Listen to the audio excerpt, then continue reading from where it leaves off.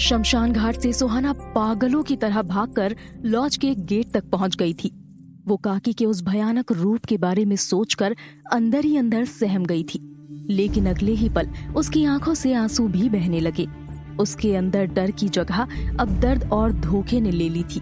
अपनों की दी हुई चोट बहुत दुखती है, लेकिन जो अपनापन दिखाकर चोट देते हैं उससे तो दिल ही टूट जाता है। इस वक्त सुहाना के दिलो दिमाग में भी कुछ यही हो रहा था। वो रोती हुई लॉज के कमरे में पहुंची। वो धीरे धीरे बेड के पास जाते हुए सोचने लगी, आखिर काकी ने ऐसा क्यों किया? क्यों उन्होंने मुझे अंधेरे में रखा? आखिर क्यों उन्होंने मुझे इतना बड़ा धोखा दिया? मैंने उनको अपनी माँ की तरह समझा था।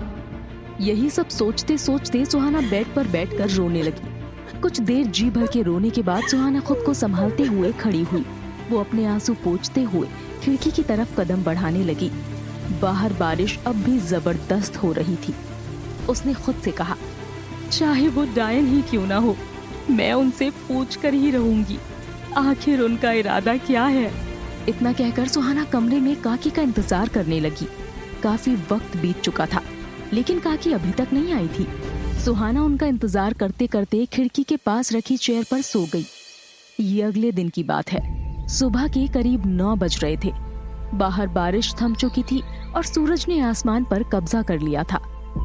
हल्की हल्की रोशनी सुहाना के कमरे की खिड़की से अंदर झांकने लगी। तभी सुहाना की आंख खुली। जैसे ही उसकी आंख खुली, वो सामने काकी को देखकर चौंक गई। काकी नहाकर तैयार हो रही थी। सुहाना काकी को देखकर अपनी जगह पर पुतले की तरह बैठी रही। तभी काकी मुस्कुराते हुए उसे शीशे से देखकर बोली, अरे सुहाना, तुम चेयर पर ही सो गई? पर तुम कब आई वापस? मैंने देखा नहीं। काकी की बात सुनकर सुहाना अंदर ही अंदर गुस्से से उबल रही थी। इन सब के बावजूद भी सुहाना ने काकी से कुछ नहीं कहा। मन तो उसका कर रहा था कि वो काकी से जाकर पूछे, पर उसने सोचा, नहीं, ये डायन है। बहन से पूछूंगी तो भी ये सच नहीं बताएंगी, और ना ही मैं अपनी बेटी से कभी मिल पाऊंगी। मुझे अब खुद पता करना होगा। काकी ने देखा कि सुहाना कुछ सोच रही थी। वो उठकर सुहाना के पास गई। सुहाना की आंखों के नीचे काले निशान पड़ गए थे। तभी उन्होंने कहा, बेटा, तुम बहुत सोचती हो, कभी तो खुद का ध्यान रखो। देखो, तुम्हारी आंखें बता रही हैं कि तुम ठीक से नहीं सोई। सुहाना ने मन ही मन काकी को कोसते हुए कहा, सब नाटक है।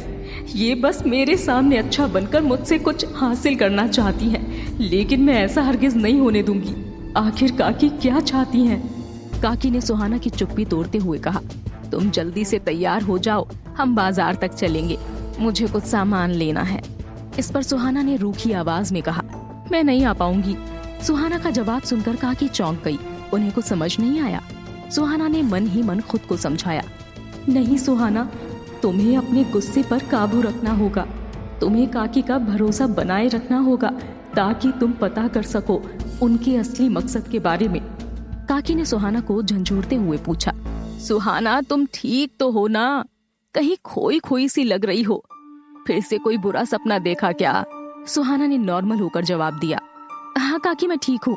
बस एक बहुत बुरा सपना देखा था।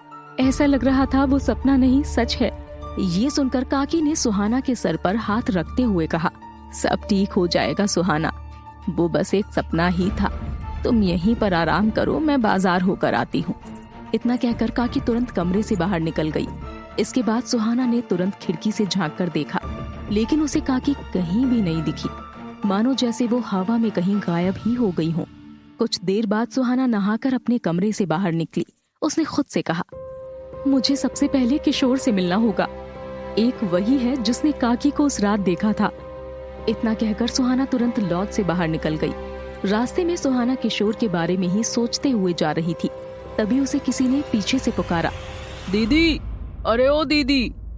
सुहाना ने पीछे मुड़कर देखा तो वो वही रिक्शे वाला था जिसने पहली बार सुहाना को पुतुलबाड़ी के लॉज में छोड़ा था। उस आदमी ने तेजी से रिक्शा दौड़ाते हुए सुहाना के पास अपना रिक्शा लाकर रुका और कहा, चलो दीदी, मैं आपको छोड़ देता हूँ। सुहाना ने कहा, नहीं भैया, मैं खुद चली जाऊंगी। तभी उस रिक्शे वाले ने मुस्कुराते हुए कहा, दीदी, आप चाहे जितनी भी कोशिश कर लो, आपको भी किसी न किसी की जरूरत पड़ेगी अपनी मंजिल तक पहुंचने के लिए। इतना कहकर वो आदमी वहां से चला गया। सुहाना उस आदमी को हैरानी के साथ देखती रही। उसने बड़बड़ाते हुए कहा, ये पुतुलबाड़ी के लोग सच में बहुत अजीब हैं। और ये कहकर वो आगे चलने लगी। चलते चलते कुछ देर बाद सुहाना मार्केट पहुंच गई। एक पल के लिए सुहाना ने सोचा कि वो काकी को वहां ढूंढे, लेकिन फिर उसने अपना मन बदल लिया। सुहाना जैसे ही किशोर के घर पहुंची, उसने देखा कि घर पर एक बड़ा सा ताला लगा हुआ था। वो ताला देखकर चौंक गई। उसने कहा, ये ताला क्यों लगा है? किशोर ने तो मुझे कुछ बताया नहीं। सुहाना ने आसपास देखा तो वहाँ एक औरत कपड़े सुखा रही थी। सुहाना दौड़कर उसके पास गई और पूछने लगी, दीदी ये किशोर के घर पर ताला क्यों लगा है? पहले तो वो औरत सुहाना को अचानक देखकर चौंक गई। उस औरत ने सुहाना को ऊपर से नीचे तक देखा और कुछ देर चुप रही। सुहाना ने उस औरत से दोबारा पूछा, दीदी आपको पता है क्या ये किशोर कहाँ गया है? उस औरत ने कपड़े सुखाते हुए कहा, वो आज सुबह सुबह उसके कोई रिश्तेदार आए थे, वो किशोर को लेकर चले गए। सुहाना ने हैरानी के साथ पूछा, लेकर चले गए? लेकिन कहाँ? तभी उस औरत ने कहा, अब ये तो वही जाने, हम इतना बातचीत नहीं करते थे किशोर से, वो तो पूरा दिन पेंटिंग ही बनाता रहता था। सुहाना उस औरत की बात सुनकर दुखी हो गई। उसने मन ही मन कहा, काश जाने से पहले मैं एक बार उससे मिल लेती, लेकिन अगर कुछ ऐसा ही था तो किशोर ने मुझे कल क्यों नहीं बताया? अब मैं काकी के बारे में कैसे पता लगाऊं? सुहाना किशोर के बारे में सोचते सोचते वहां से चली गई। सुहाना को समझ नहीं आ रहा था कि अब वो क्या करे। तभी रास्ते में सुहाना को एक मंदिर दिखा। उसने कहा, शायद अब भगवान ही मेरी मदद कर सकते हैं। ये कहते हुए सुहाना मंदिर के अंदर गई। मंदिर में भगवान के सामने हाथ जोड़कर बोली, हे भगवान, इन सब परेशानियों के बीच में फंसी हूँ और अब काकी के बारे में मैं कैसे पता करूं? तभी वहां मंदिर में सुहाना को पंडित जी नजर आए। पंडित जी को देखकर सुहाना तुरंत वहां से निकलकर मंदिर के दूसरी तरफ छिप गई और वो वहीं से उन्हें देखती रही। वो नहीं चाहती थी कि पंडित जी उसे मंदिर में देखकर कुछ बोले। तभी अचानक से सुहाना के कंधे पर किसी ने हाथ रखा। सुहाना चौंकते हुए पीछे मुड़ी, लेकिन जैसे ही उसने पीछे देखा, उसकी चिंता गायब हो गई। वहां आदित्य खड़ा हुआ था। सुहाना ने आदित्य को देखकर कहा, अरे आदित्य, तुम यहाँ? तुम्हारी तबीयत तो ठीक है ना? आदित्य ने मुस्कुराते हुए कहा, मैं तुम्हें अब भी बीमार लग रहा हूँ क्या? ये सुनकर सुहाना भी आदित्य को देखकर मुस्कुरा पड़ी। इन सब परेशानियों के बीच एक आदित्य था जो उसे सुकून दे रहा था। आदित्य ने पूछा, तुम उस दिन मुझसे बिना मिले ही चली गई लॉन्च? इस सवाल का जवाब सुहाना ने नहीं दिया। आदित्य उसकी चुप्पी को समझ गया था। उसने कहा, सुहाना, तुम क्यों हर चीज का इल्जाम अपने ऊपर ले लेती हो? इसमें तुम्हारा कोई दोष नहीं था और पंडित जी की बातों को तुम ज्यादा सीरियसली मत लो। आदित्य की बात सुनकर सुहाना की आंखों से आंसू बहने लगे। उसे ऐसा लगा जैसे अब भी कोई उसके साथ है, जो उसे समझता है और जिस पर सुहाना भरोसा कर सकती थी। सुहाना ने मन ही मन कहा, अभी मैं आदित्य को काकी के बारे में नहीं बता सकती, पहले मुझे सबूत इकट्ठा करने होंगे, तब जाकर आदित्य को यकीन होगा मेरी बातों पर। आदित्य ने सुहाना के कंधे पर हाथ रखते हुए कहा, तुम रो मत सुहाना, सब ठीक हो जाएगा। सुहाना ने आदित्य की तरफ धीरे से देखते हुए कहा, आदित्य, मुझे अब भी लगता है कि इन सब की जिम्मेदार मैं ही हूँ। लेकिन इसके बाद सुहाना ने किशोर के पिता के बारे में आदित्य को बताया, जिसे सुनकर आदित्य भी हैरान रह गया। लेकिन उसने आदित्य को किशोर की कही बातें नहीं बताई। तभी आदित्य ने कहा, बेचारा किशोर, न जाने उस पर क्या बीत रही होगी, लेकिन इसकी जिम्मेदार तुम कैसे हो सकती हो सुहाना? इस पर सुहाना ने कहा, क्योंकि मैं और काकी सबसे पहले इन्हीं की दुकान में गए थे, मेरे बॉयफ्रेंड आनंद के बारे में पता करने, और वहीं पर आनंद की पेंटिंग भी देखी थी। ये सुनकर आदित्य ने सुहाना से कहा, सुहाना देखो, वो बस एक कोइंसिडेंस था, तुम बेकार में ये सब सोच रही हो। सुहाना ने मन ही मन सोचा, काश मैं तुम्हें किशोर से मिलवा पाती, वो तुम्हें सच्चाई बताता, तब तुम समझते। आदित्य ने सुहाना को अपने हाथ में लिए हुए प्रसाद को देते हुए कहा, ये भगवान का प्रसाद खाओ और अब मेरे साथ घर चलो। कुसुम ने आज घर पर शांति पाठ रखवाया है, शायद इससे हम दोनों का मन हल्का हो जाए। सुहाना ने हाँ करने से पहले कुछ देर तक सोचा, लेकिन आदित्य की जिद के सामने वो मना नहीं कर पाई। इधर जहाँ सुहाना आदित्य के साथ उसके घर जा रही थी, वहीं दूसरी ओर कुसुम अपने घर में पंडित जी का इंतजार कर रही थी। करीब 10 मिनट बाद ही पंडित जी आ गए और अपनी पूजा की विधि शुरू कर दी। कुसुम ने भगवान की मूर्ति के सामने फूल रखते हुए कहा, हे भगवान, अब मेरे घर की शांति बनाए रखना, हर बुरी नजर को मेरे घर से दूर रखना। जैसे ही कुसुम ने ये कहा, उसके घर पर किसी ने दस्तक दी। कुसुम तुरंत उठकर दरवाजा खोलने आई। दरवाजा खोलते ही उसके होश उड़ गए। उसने देखा कि आदित्य के साथ सुहाना भी आई हुई थी। सुहाना को वहां देखकर कुसुम ने बिना सोचे समझे कहा, ये यहाँ क्यों आई है? आदित्य कुसुम के सवाल से खुश नहीं हुआ। उसने झट से कहा, क्या मतलब है तुम्हारा कुसुम? ये मेरे घर कभी भी आ जा सकती है। कुसुम ने मन ही मन कहा, भगवान जी, मैंने अभी अभी आपसे कुछ मांगा था, क्या आप मेरी कभी नहीं सुनेंगे? लगता है अब मुझे कुछ और ही करना होगा। तभी कुसुम झूठी हंसी से हंसते हुए बोली, अरे नहीं नहीं आदित्य, मुझे कोई दिक्कत नहीं है, तुम पंडित जी को तो जानते ही हो ना। तभी आदित्य अंदर आते हुए बोला, मैं उनसे बात कर लूंगा। कुसुम ने सुहाना को अंदर आने के लिए कहा और वापस अपने काम में जुट गई। आदित्य ने सुहाना से कहा, तुम कुछ देर यहीं रुको, मैं बस फ्रेश होकर आता हूँ। इतना कहकर आदित्य अपने कमरे में चला गया। सुहाना हॉल में बैठी कुसुम को देखती रही। उसने सुबह से कुछ खाया नहीं था, जिसकी वजह से उसे चक्कर भी आ रहे थे।